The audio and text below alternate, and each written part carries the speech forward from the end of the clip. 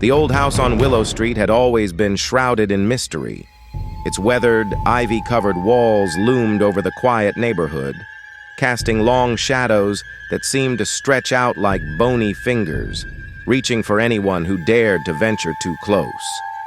It was said that the house was cursed, that anyone who entered its decaying walls would never leave.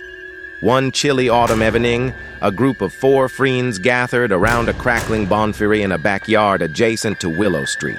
Mark, Sarah, Mike, and Lisa had heard the legends of the haunted house for years, and tonight, fueled by bravado and curiosity, they decided to investigate the eerie place.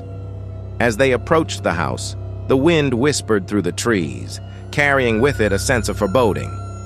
The moon hid behind thick clouds, casting an eerie, pale glow upon the house. The front door creaked open as if beckoning them inside. Mark, clutching a flickering flashlight, led the way, followed closely by the others. The air inside the house was heavy with the scent of decay and neglect. The walls were adorned with faded wallpaper peeling at the edges, and dust-covered furniture lay scattered about as if frozen in time. Cobwebs hung from the ceiling, their silky threads glistening in the dim light. As they ventured deeper into the house, strange noises echoed through the hallways, whispers that seemed to come from nowhere and footsteps that followed closely behind. Lisa's nerves were frayed, and she clung tightly to Mike's arm, her heart pounding like a drum.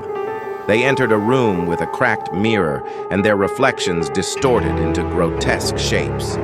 Sarah let out a scream, and they all turned to flee, only to find the door had slammed shut behind them. Panic set in as they pounded on the door, but it remained sealed. The room grew colder, and their breath hung in the air like ghostly specters. In the dim light, they saw faint, shadowy figures moving in the corners of the room, their forms twisted and grotesque. A voice, cold and malevolent, filled the room, whispering ancient incantations that sent shivers down their spines.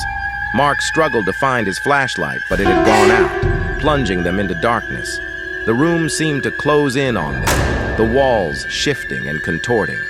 Lisa felt a cold hand brush against her cheek, and she let out a blood-curdling scream. Just when they thought they were lost forever, the door burst open, and a blinding light flooded the room.